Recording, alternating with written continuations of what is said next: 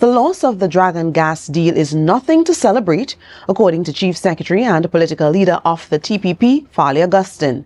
Speaking on a political platform in Plymouth last night, he said it's unfortunate that the prosperity of small countries like Trinidad and Tobago is often dictated by larger nations. Still, he believes the situation sends a strong signal about the urgent need for economic diversification.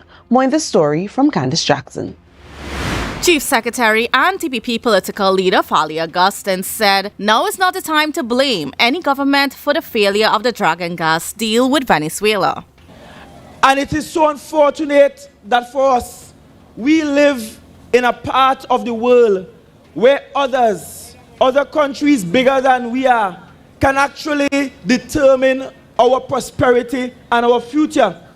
Instead, Augustine believes that now more than ever, efforts to diversify the economy are crucial. He argued that Tobago is well positioned to lead the country in this effort, starting with the revitalization of the cocoa industry.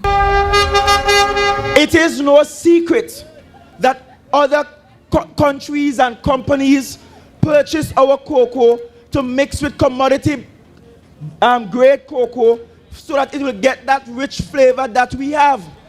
Augustine said the THA has already begun groundwork to revitalize cocoa estates in Charlottesville and Lear. Meanwhile, he noted that tourism is another key area for diversification, but it requires proper funding. That is why he argued that TPP's candidates are the most prepared to ensure the central government gives the THA the support it needs to move tourism forward. If we are to develop this product, the country as a whole must see our tourism product as being important, and that goes beyond just bringing a Sandals resort here. The actual product must be developed, and that costs something.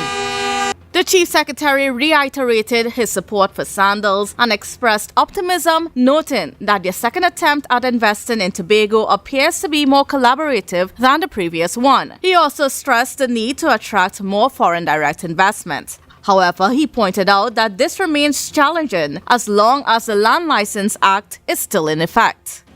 And so in us encouraging foreign direct investments, we are saying through Joel Sampson and David Thomas that we need to reverse that land license regime and allow the agencies of states such as Town and Country Planning and EMA and all those responsible for spatial planning on the island to dictate where the investments go and to control the market.